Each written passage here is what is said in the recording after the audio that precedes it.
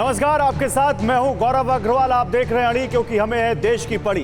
एक देश एक चुनाव, बड़ा सवाल है देश के सामने, लेकिन इस बड़े सवाल की एक भूमिका है। इसका एक बड़ा सिरा मुंबई में इंडिया गठबंधन की हुई बैठक से जुड़ता है, जहां 28 दलों के 63 नेता मौजूद रहे। वो 2024 में नरेंद्र मोदी को कड़ा मुकाबला देने की बड़ी रणनीति बना रहे थे। और इसी बीच दिल्ली से देर रात एक बड़ी खबर सामने आई कि 18 से 22 सितंबर तक संसद का 5 दिन का एक विशेष सत्र बुलाया जाएगा। और इसके बाद कयासों का दौर शुरू हो गया कि आखिर सरकार इस विशेष सत्र में करेगी क्या।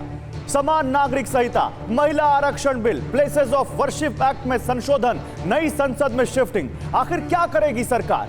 अभी यह चर्चा चल ही रही थी कि एक नया मुद्दा तेजी से सामने आया और सच बनकर सामने ठहर गया। वो था एक देश एक चुनाव। अभी रात के 6 घंटे गुजरे और सुबह हुई तभी सरकार ने ऐलान कर दिया कि पूर्व राष्ट्रपति की अध्यक्षता में कमेटी का गठन किया जाएगा, जो एक देश एक चुनाव के मुद्दे पर लोगों से राय लेकर इस प्लान को आगे बढ़ाएगी।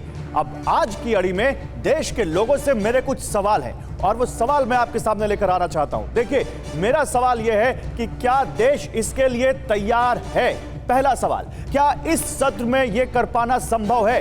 क्या इसके आने से क्षेत्रीय दल खत्म हो जाएंगे, जैसे कि आशंकाएं अब तक की शुरुआती प्रतिक्रियाओं में राजनीतिक दल जता रहे हैं। क्या देश इस कदम के बाद प्रेसिडेंशियल सिस्टम, राष्ट्रपति प्रणाली की तरफ बढ़ जाएगा।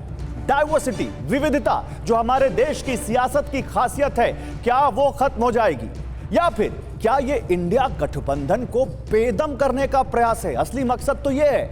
या फिर संसद के विशेष सत्र के और क्या मकसद हो सकते हैं। क्या गणपति की पूजा के वक्त संसद के नए भवन में गृह प्रवेश होगा। इसके अलावा भी बहुत सारे रिसर्च और बहुत सारे तथ्य मैं आपको बताऊंगा, लेकिन सबसे पहले एक देश एक चुनाव को प्रधानमंत्री नरेंद्र मोदी का बड़ा एजेंडा बताया जा रहा है। इसे विपक्षी दलों के गठबंधन इंडिया की कार्ड भी बता रहे हैं, क्योंकि अगर एक देश एक चुनाव का कानून बना और लागू हुआ तो क्षेत्रीय दलों का वजूद खतरे में पड़ सकता है। लेकिन गौर करने वाली बात यह है कि इस मुद्दे पर मुंबई में विपक्षी गठबंधन इंडिया के नेताओं ने प्रेस कॉन्फ्रेंस में पूरी तरह से चुप्पी साध ली। हालांकि इससे पहले एक देश एक चुनाव के मुद्दे पर कांग्रेस समेत इंडिया गठबंधन की तमाम पार्टियों ने अपनी राय जरूर बताई, लेकिन जब मंच पर सारे नेता एक साथ आए तो किसी ने इस पर एक शब्द नहीं बोला। तो क्या एक देश एक चुनाव अचानक से देश की राजनीति का सबसे बड़ा विषय बन गया है।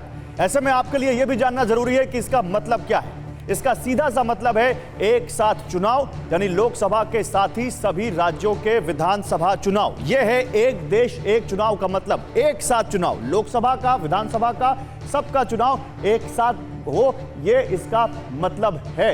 लेकिन ये एक देश एक चुनाव जो है, ये लागू कैसे होगा, इसकी क्या प्रक्रिया होगी, ये भी आपको जल्दी से समझा देते हैं। कैसे लागू किया जाएगा एक देश एक चुनाव। इसके लिए संविधान में संशोधन करना बहुत जरूरी है। संविधान के अनुच्छेद 83, 85, 172, 174 और 356 में आपको संशोधन करने पड़ेंगे। आपको इसके लिए जनप्रतिनिधि कानून 1951 में भी संशोधन करना होगा। इसे संसद के दोनों सदनों से पास कराना होगा। चूंकि यह संविधान संशोधन विधेयक होगा, ऐसे में सदन में उपस्थित सदस्यों का 2/3 बहुमत जरूरी होगा। इस कानून को लागू करने के लिए आधे राज्यों की विधानसभाओं की मंजूरी भी जरूरी होगी। विधानसभाओं में सामान्य बहुमत से कानून का पास होना जरूरी होगा। सवाल यही है कि यह आखिर इतना बड़ा मेहनत टास्क किसके लिए। एक देश एक चुनाव किसके लिए।